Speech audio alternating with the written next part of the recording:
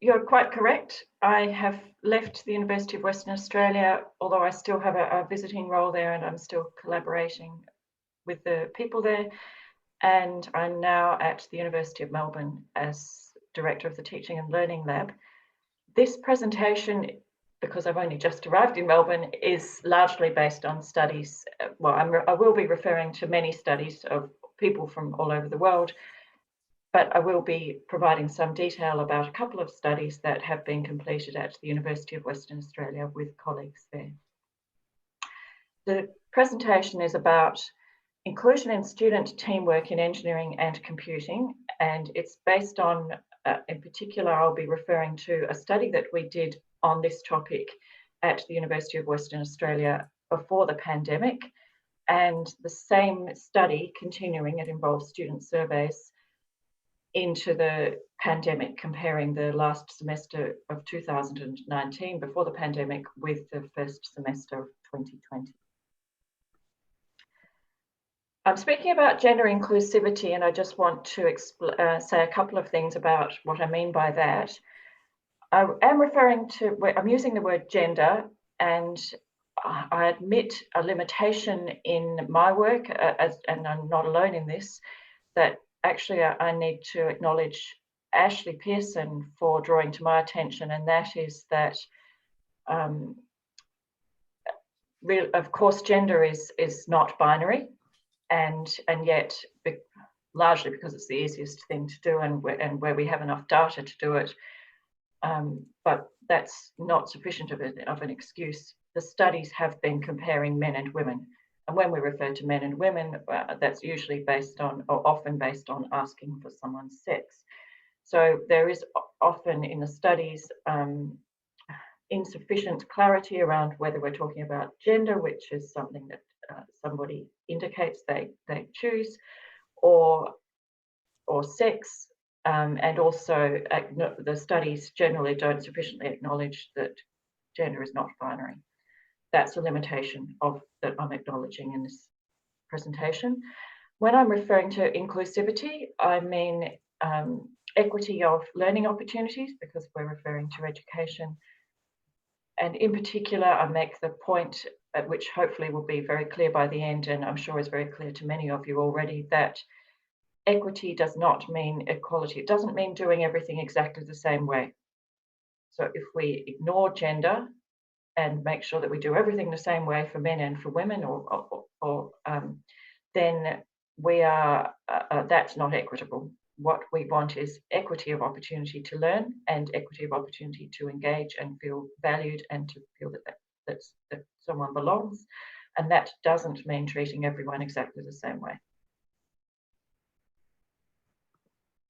I'm going to start with the big picture, referring to some of the problems that we have in engineering and computing practice, and then referring to Ella, the female engineering student, and Ernie, the male engineering student, as fictional female and male students based on many studies, mainly in Western countries.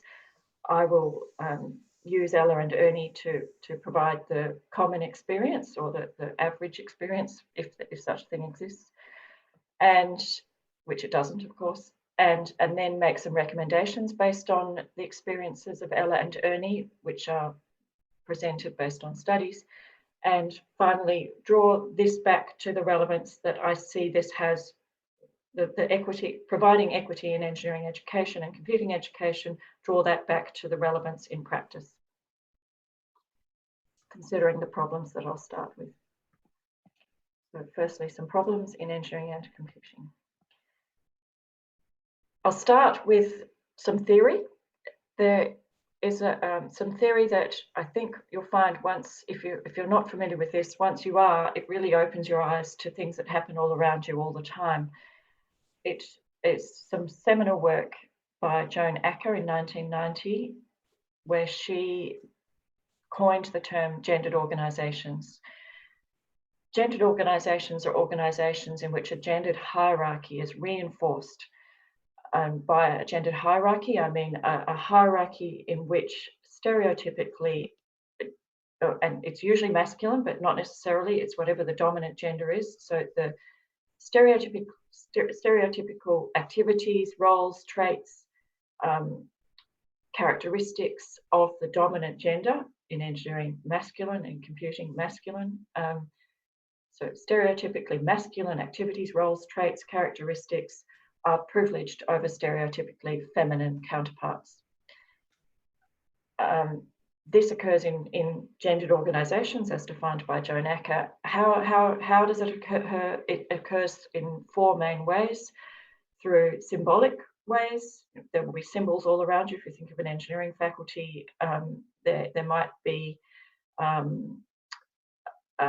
clubs that have logos that are related to the practice of masculine activities. I'm sure you can think of many other symbols. There are policies often that, due to the gendered nature of the organisation, are created and accidentally mean that stereotypically masculine traits are privileged over stereotypically feminine traits. Just to give you one example, the police force in Western Australia used to have a height requirement. Obviously nothing to do with someone's actual ability, well, possibly in some circumstances, but not generally, created simply because of this gendered nature of the organisation.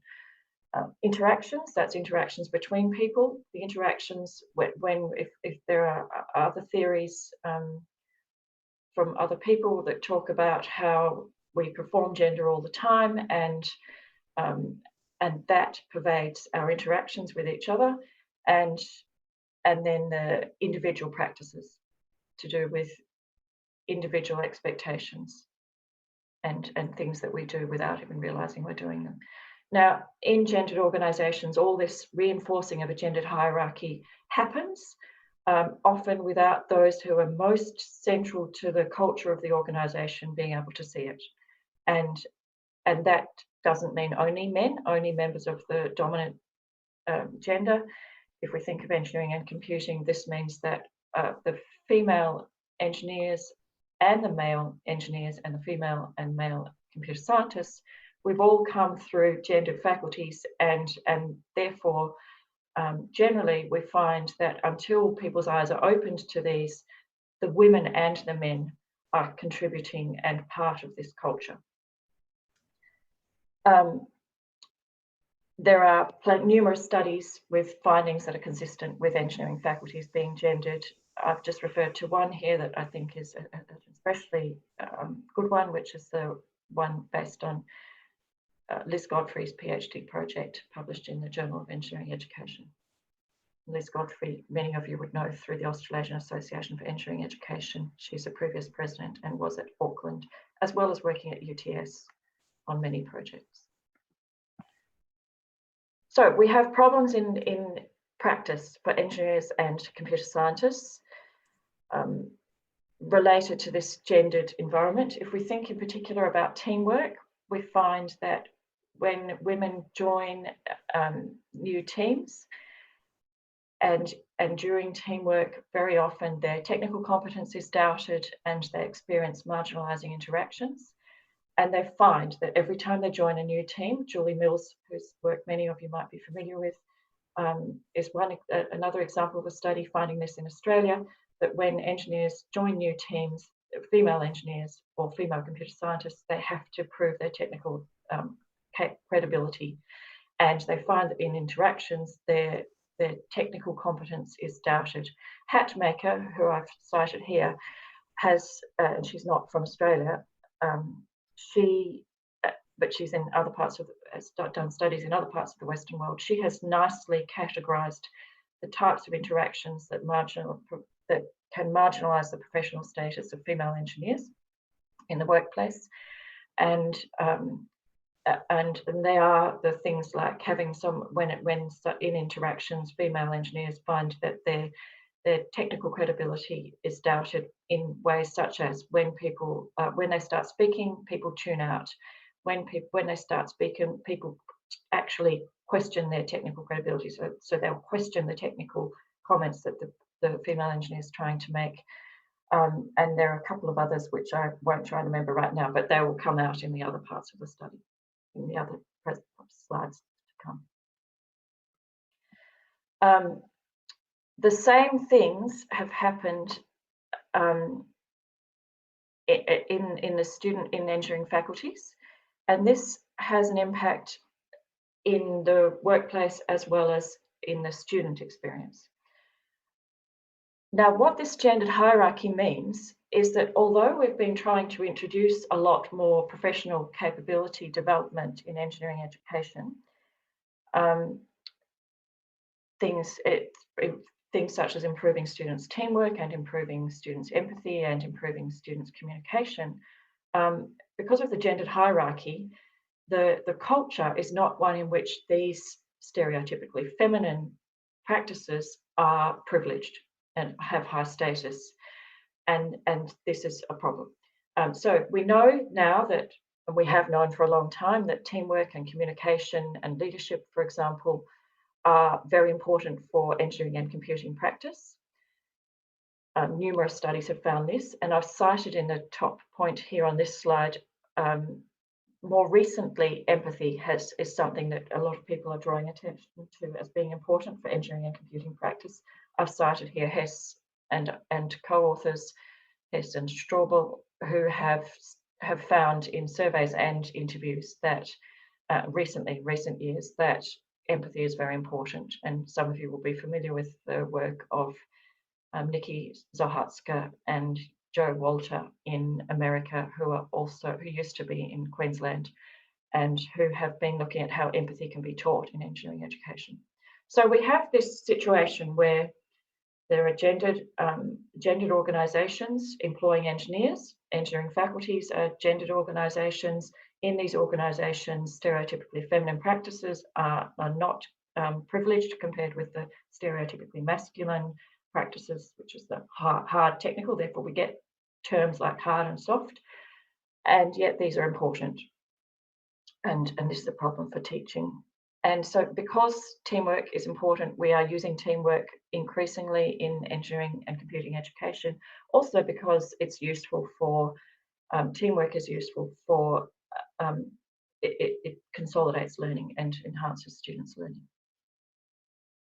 Now, Wendy Faulkner, I've cited here, she has drawn attention to the problem that we have where students, as they go through their engineering courses, James Trevelyan has also talked about this, as students go through their engineering courses, they actually build a less realistic understanding of what engineering practice is, focusing very heavily on the technical and less on the teamwork and communication and empathy. And Wendy Faulkner has a study from 2007 talking about how this has meant that when engineers graduate, they have an identity around this technical competence. Many of us, of course, have chosen to study engineering and computing because of that very identity, because we love maths and science and we were good at maths and science. And this can be a problem when engineers go into the workforce and find that actually other things to do with working with people are very important, because engineering is socio-technical in nature. We work with people and for people.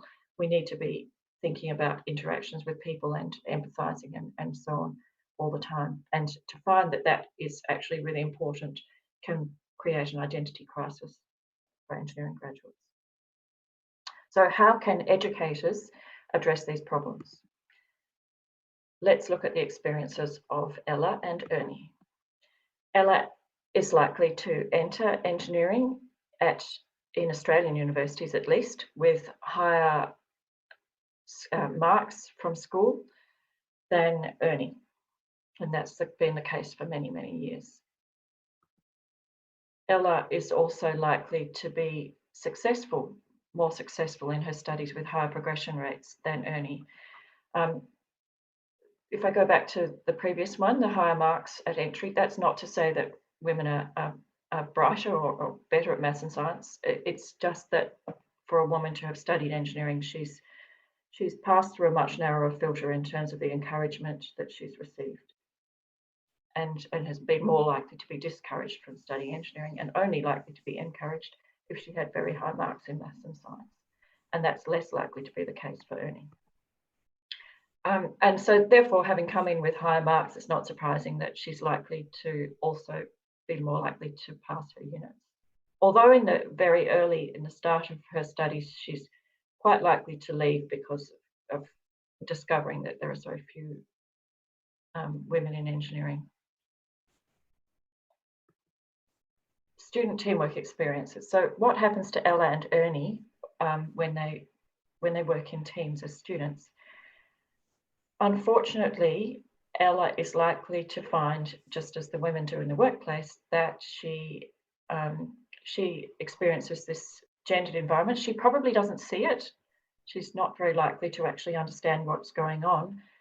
But, and I'll refer to a study in a moment to expand this, she's likely to find that she isn't put in the stereotypically masculine roles. So she doesn't find herself in the technical roles in teams.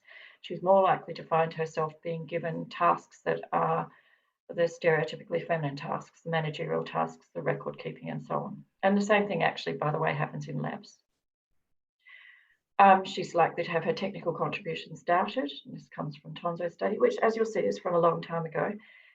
But unfortunately, it gets replicated in more recent studies and in Australia. And she's likely to find that if there is peer evaluation, that her contributions are undervalued. And even if there's not peer evaluation, when she makes technical contributions, they won't be seen. So Tonzo actually has a whole book where she refers to a study where this sort of thing's happened. I'm now going to mention a study that we're about to present at the EdCon 20. That's coming up. I'm now about to refer to our study that we presented in 2019 from UWA. This study was looking at teamwork, student teamwork, as having 4 pillars, as defined by Beddoes and Panther and others. When you think of student teamwork, it's useful to think of the team formation. That's who goes into the teams and how the teams are actually made, how they form as teams rather than just groups of students. The roles of people in the teams, facilitating gender inclusive teamwork, so the actual facilitation and interactions experienced by the students in the team, and then how the teams are assessed and evaluated. That's where peer review and other assessment can come in. So we conducted surveys now in multiple semesters, asking students to rate their agreement and disagreement with statements related to each of those 4 parts of teamwork. And we also, in the first semester of this project, interviewed academics and held focus groups with students. Now, in the teams, in the first semester, the first start, we had 63 students, but even with that small number, the female students were more likely to find themselves not in technical roles. So this was not asking them, did you have a gendered experience? This is simply asking them, what were the roles that you found yourself in? And comparing them statistically, we found that the women were less likely to be in technical roles. They also reported that they experienced this in the open questions in the survey. And this is an example of how this happened. And I imagine this is not surprising to you. It's also consistent with studies in other countries, other Western countries. Similarly, the other area where we found that there was a gender effect or an association between gender and something that we saw in this information that the students reported about their teamwork experience was in the assessment and evaluation. The female students were statistically less likely to be satisfied with the assessment and evaluation based on the survey. And you can see here from the student focus group, on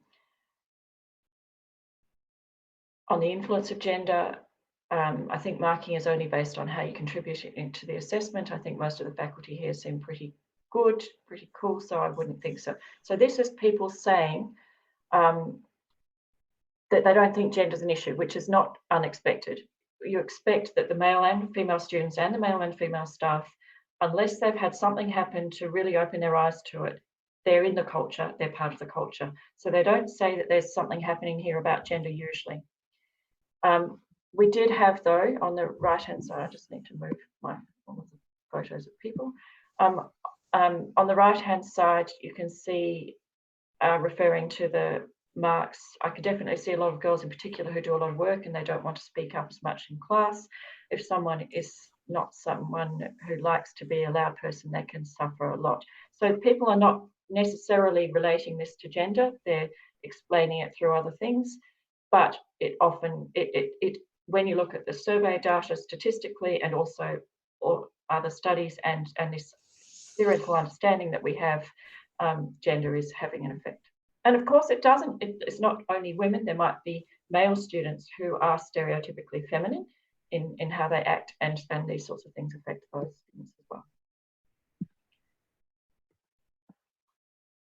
Looking at the baseline data again, in other words, this semester 1, 2019, regarding assessment and evaluation. This is the staff interviews. The staff are saying things like, I can't imagine how gender could affect it. I haven't observed any example of this. But they are noting women tend to be in the non-coding positions. This would probably be a computer scientist, although not necessarily. The engineers also do coding. They tend to not get as high marks because they've contributed less to the overall product. So you can see this picture that's happening. The women are finding that they're not necessarily getting the technical opportunities, and this is affecting, and it's not surprising therefore that the women, although they didn't say that it was about gender, the female students were less happy with assessment than the male students. So let's continue on. Now, let's consider Ella and Ernie during the pandemic. And now I'm referring to the study that Melissa and I are presenting at EduCon, IEEE EduCon tomorrow. Unfortunately, not physically in Europe, but in Europe. And this is based on continuing the same survey. So we were looking at the same 4 parts of elements of teamwork, asking students to rate their agreement with statements related to each of those. We found that Ella and Ernie together, we're now comparing semester 2, 2019 with semester 1, 2020. Actually, there were no significant gender effects anymore. But we grouped the items into, using principal components analysis, we grouped the correlated items and found that items related to team psychological safety and also items related to confidence in the team actually were higher for the students during the pandemic than before. Now, what happened for us at the University of Western Australia in semester 1, we had the first 4 weeks of a 12-week semester as usual, pretty much. And then the final 8 weeks, suddenly we snapped into online at the end of week 4, actually towards the end of week 4. And all of the rest of the semester was online.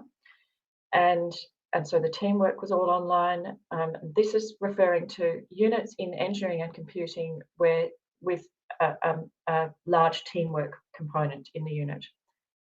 So in those units, we got this effect.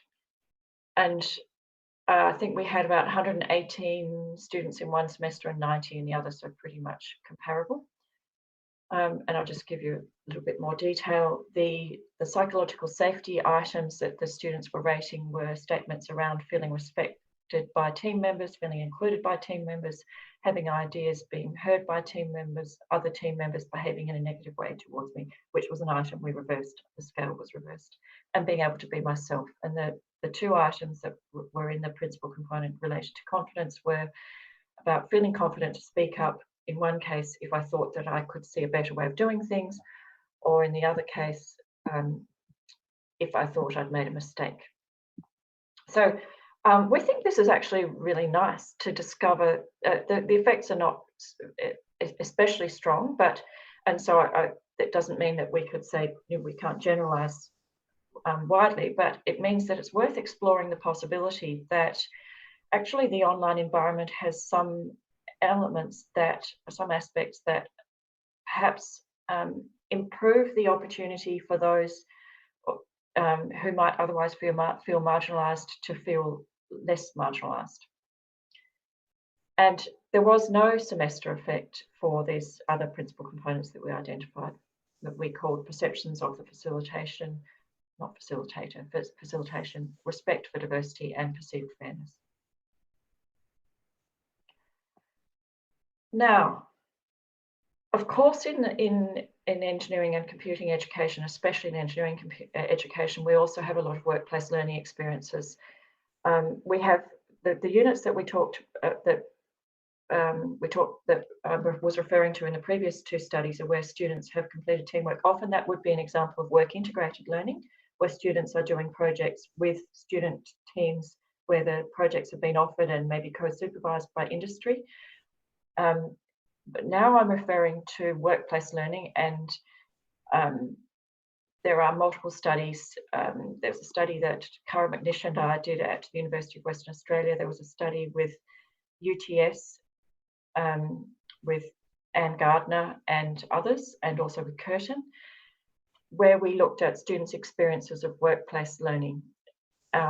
And we did this because we already knew that there was a lot of literature about engineering and computer scientists finding that they were experiencing gendered interactions in the workplace. I referred to Hatmaker earlier. Now we look at, I remember I said Hatmaker referred to 4 different types of interaction that marginalise the professional status of women in the workplace, female engineers in the workplace. We found that all of these also were existing for female students. And in fact, we found them in a study with UTS and Curtin and UWA. We found that they were also occurring for male students with stereotypically feminine activities that they liked doing. The female students were, so Ella was more likely than Ernie to find that she was having people tune out when she spoke in the workplace. People were making gendered assumptions about her role and capabilities. People were doubting her technical ability when she spoke up, providing technical comments, and people were drawing attention to her sex over her profession. In other words, thinking of her as a woman more than thinking of her as a female, as an engineer. Thinking of her as female more than thinking of her as an engineer. So what recommendations can we make considering all of these studies? The first one that I would make is to teach educators to facilitate inclusive teamwork. And this means teaching educators to open their eyes to the gendered nature of the things that are going on around them. How can we, if we are developing engineers to practice engineering, then the idea that you can understand engineering practice without understanding the gendered nature of what's happening in engineering is like missing a massive part of engineering education. And of course, before we can educate the students, we need the staff to understand this. Teach students about gendered organisations, open their eyes to the things going on around them, and then very likely they'll see them for themselves. Make sure that when we have teamwork, we know that this is a site where gender exclusion can occur, where there's a lack of gender inclusion. So teach and assess teamwork in ways that is inclusive, but also teach practices that are inclusive teamwork. So teach the students how to practice inclusively. And in particular, if we have peer review, make sure that students understand the gendered nature of the things that go around them, make sure they understand gender bias in assessment, and make sure that they learn ways to actually rate practices and ask themselves questions to make sure they're not making gendered ratings, which we all do, women and men, if we don't think about it and if we don't use processes to try to avoid doing that. So in team allocation and formation, we want to avoid that situation where we had the female students missing out on technical roles, which accumulates during their degree. We also want to try to make sure that the women aren't isolated in their teams. I've found in general that can be extraordinarily hard to achieve.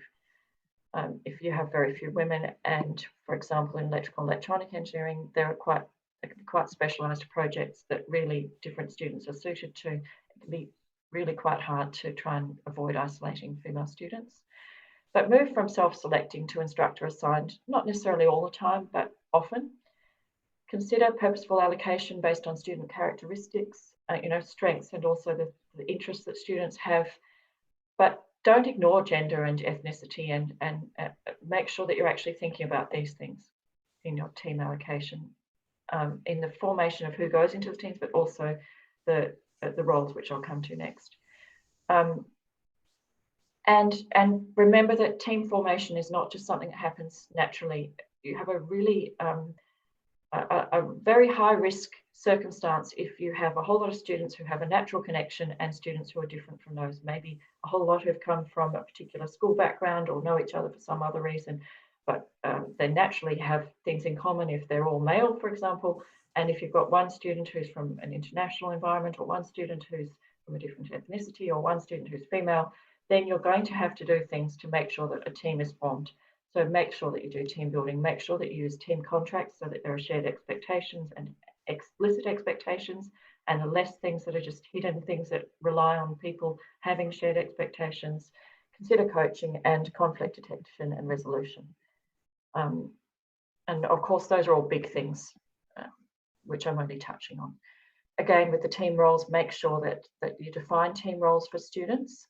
So you can actually, if you work closely with engineers and computer scientists, think about the actual roles that they have in their teams.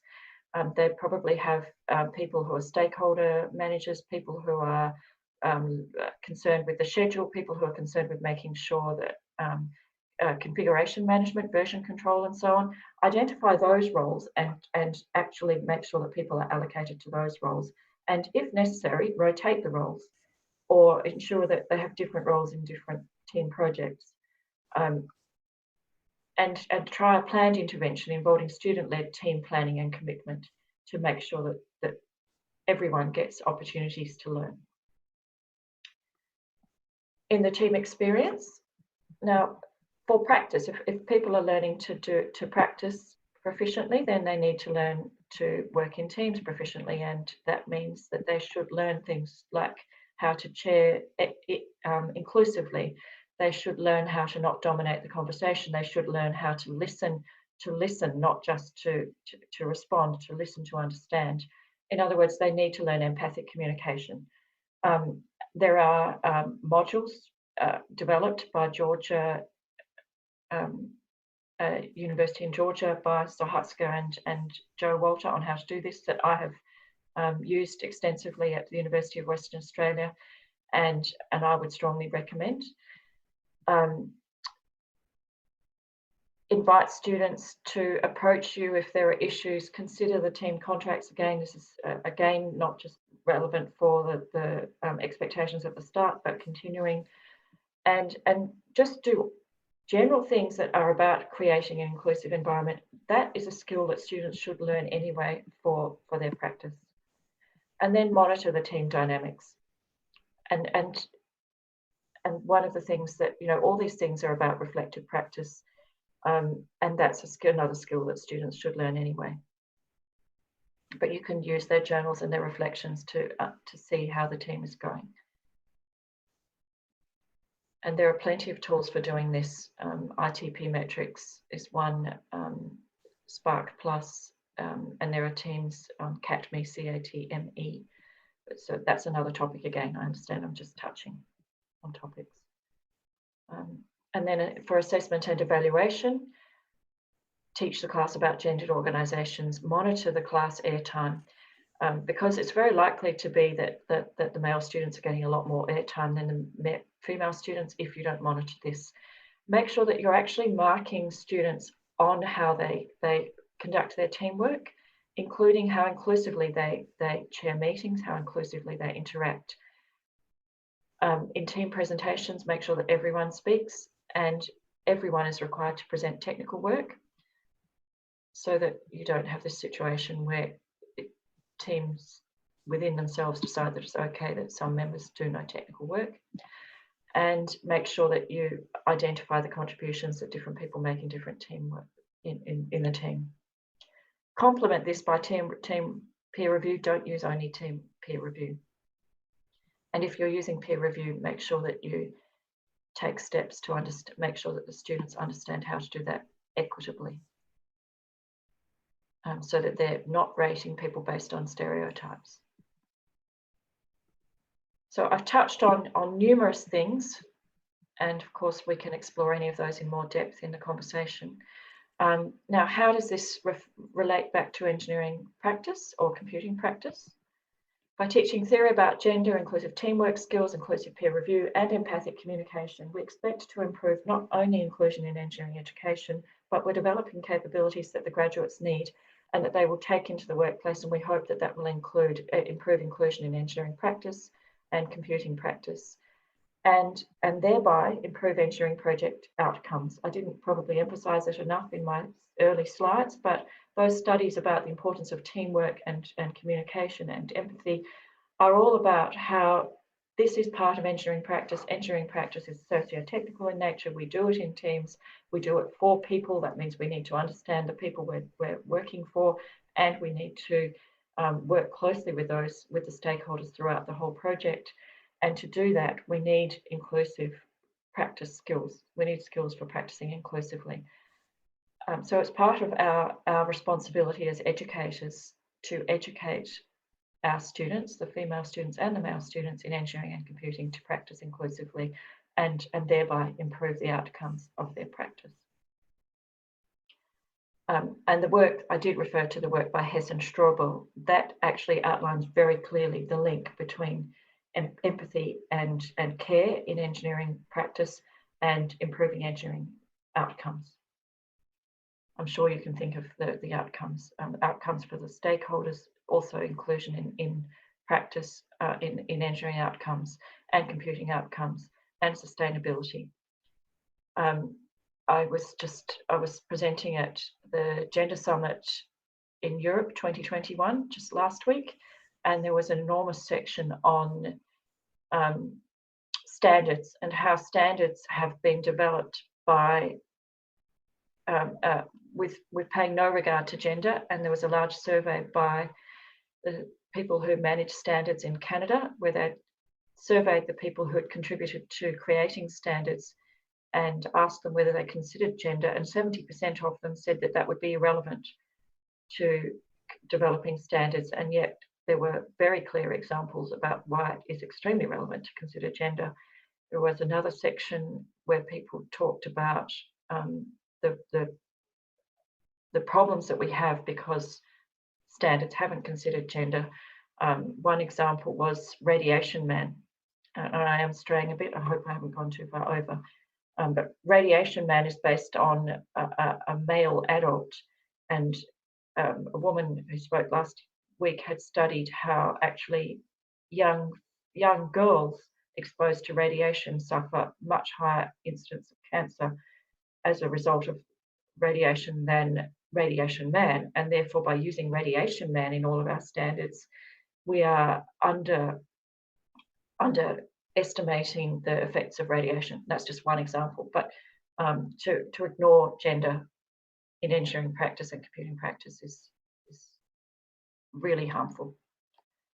And I'd like to acknowledge Melissa Marinelli, who's a collaborator on both of the studies that I referred to in detail in this project, and developed some of the slides. Some of these slides are adapted from hers.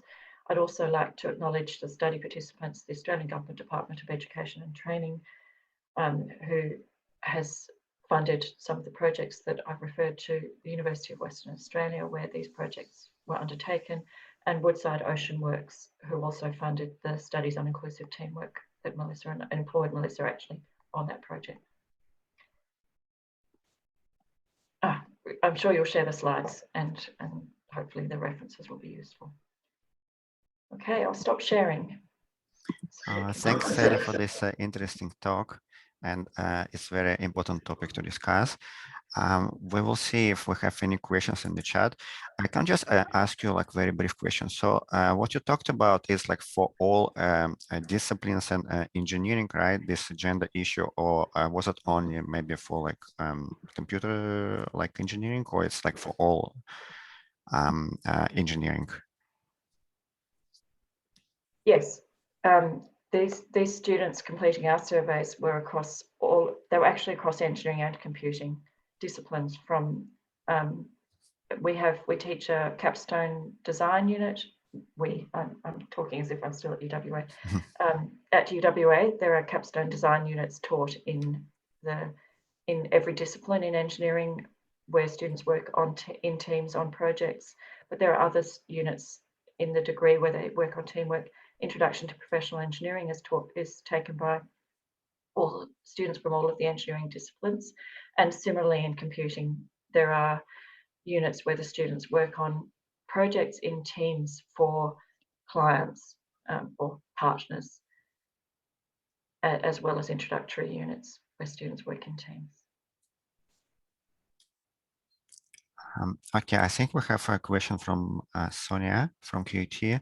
Yes, I see Thank that. you. Yes, I moved out the microphone. My question is regarding your analysis. Why was PCA chosen rather than other extraction methods? Yeah. So we used principal components analysis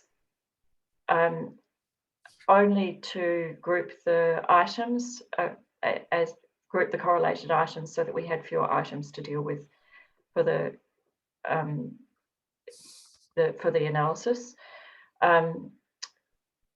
We did actually assume that the components could be correlated themselves, and so we used direct Oblerman, which is a way to rotate the components so that they can actually be not orthogonal.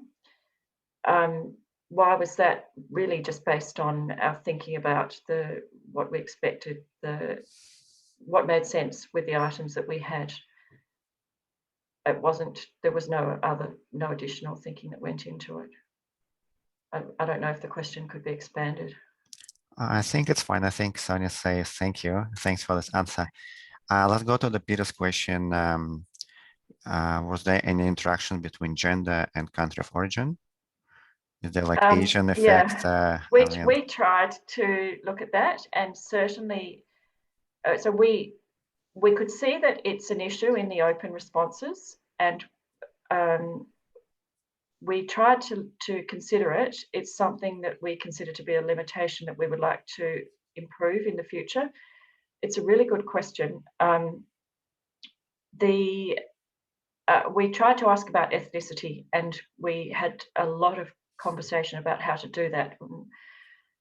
We used the ABS categories, but they've got actually numerous categories, and we broke them into larger categories. There are many problems, though. One is just that there are so many. Another is that we don't think that students necessarily, when you ask them about ethnicity, we fear that they, if you ask an Australian, a white Australian who probably has European ethnicity, what their ethnicity is, we fear that they might say Australian. So we need to be clearer. We think we need to improve that question so that we can study that better. We did in the most recent comparison, we actually did study, we looked at whether the students were international or not, and we did see some marginal effects there that we haven't reported because it was all quite messy, but it did look like the international students were more comfortable online than they were face-to-face, which is consistent generally with confidence and team psychological safety being higher online. We also, so it seems like we've got to do more analysis, but it seems like the Asian students so we had international versus domestic, and most of our international students are from China or India. And it seemed that those students were more comfortable online than not, although it was difficult. We have to do more analysis to be sure about this. One of the things we've seen with our students is that whether or not they have, or how long they've been in Australia seems to be really quite important around this in terms of how they engage, and a lot of that's about language fluency rather than a cultural effect. Yes. So that would be consistent with that. Can I just slide in another question and actually engage in conversation? I know it seems to be culturally deviant for this group, but what I'm curious is about whether or not this is you're capturing an effect of the culture of the school versus the technical nature of the work. So if you have students who are involved in, so in our program, we have students involved in non-technical design tasks, right? So that's human-centered design sorts of problems. And would be really, you and I are going to do a study on this, I think, but I'd be really intrigued to see whether or not you have any of these gender effects in those teams at all, or whether you mean if they were teams only doing non-technical things? So they're teams of engineering students doing, going out, interviewing users, learning new stuff about, learning about how to work in teams, and learning about user needs and how user needs gets translated into technical ideas, that sort of stuff. And I'd be really curious to know whether or not you get a gender effect there, where there isn't the technical work is taken out, but the culture of the school and the gendered hierarchy and all that is nominally still there. That's a nice question. Yeah. Anyway, so if I think about it, the first year units, Introduction to Professional Engineering, where students do Engineers Without Borders, probably are largely doing that kind of thing. That's right. Yeah. It was another area where we felt more study is necessary. We did ask about year groups, but weren't able to make what we felt was a fair comparison. I think it's a topic that's it's a nice question to look into. When your feet are actually under the desk, let's have coffee and we can. Yes, definitely. Okay, thanks very much. Of course, the students who have language problems online, they can use translators more efficiently, and they can also use the chat and text, which helps them a lot. But the problem that we had is that we had a lot of, which I'm sure other universities have, is that students are stuck in China, and they did actually say in response to open questions that makes it harder for them to maintain or develop their English. Yeah, we're seeing similar things that I think a big part of it is that they're only talking English 3 hours a week instead of 60 hours a week. Thanks. Okay, so I see Sonia saying she uses factor analysis, not PCA. So in my mind, PCA is just one example of factor analysis.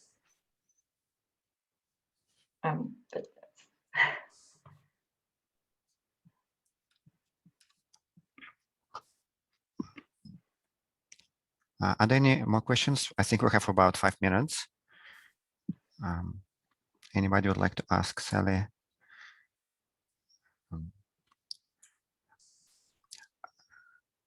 I see you're using feedback fruits. Yeah, I think Simon mentions about, Simon said like to all Griffith stuff. So, well, actually, I'm not sure what this means, feedback fruits.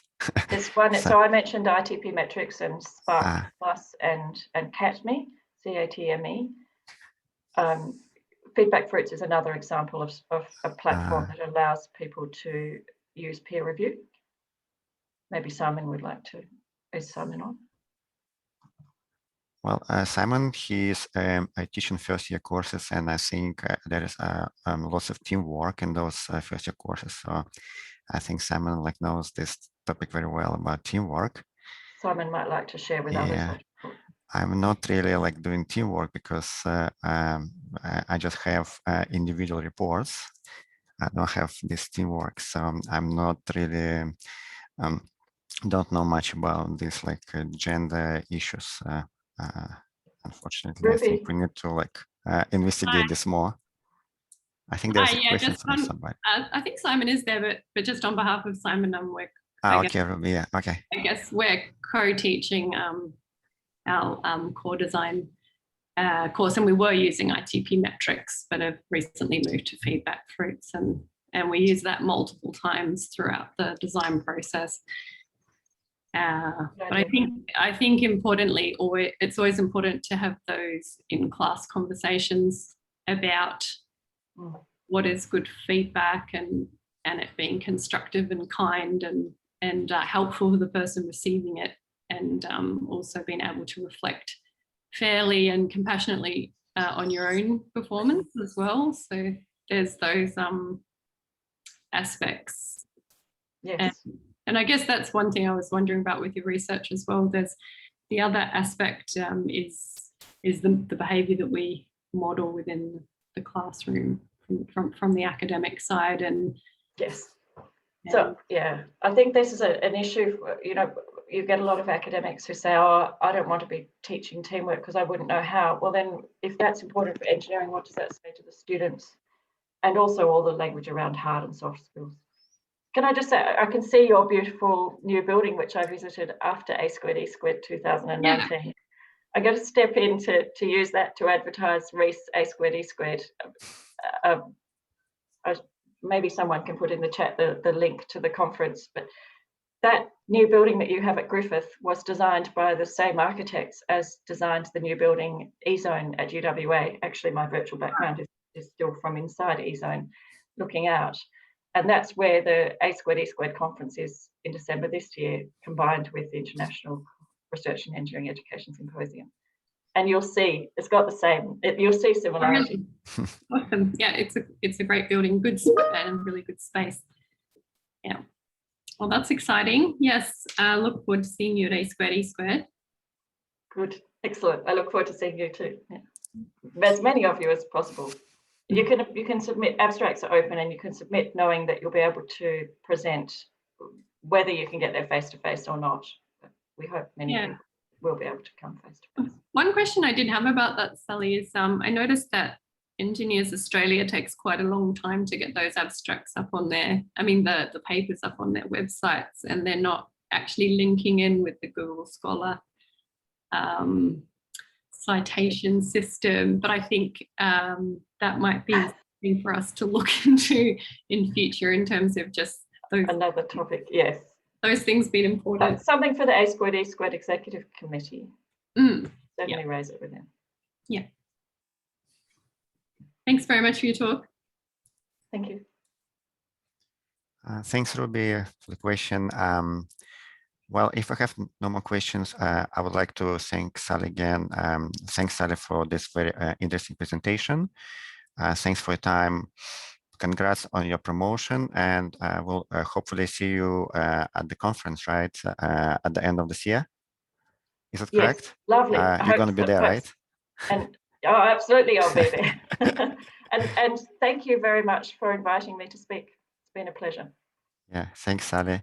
Well, thanks everybody for joining the session. Our next seminar will be in, next month. So I watch out for advertisement. I'm going to send a mail on the date and also link a Zoom link. Thanks, everybody. Thanks, Sally. And I think we'll conclude this presentation right now. Yeah. Have a nice day, everybody. Bye. Goodbye. Yeah. Thanks. Bye.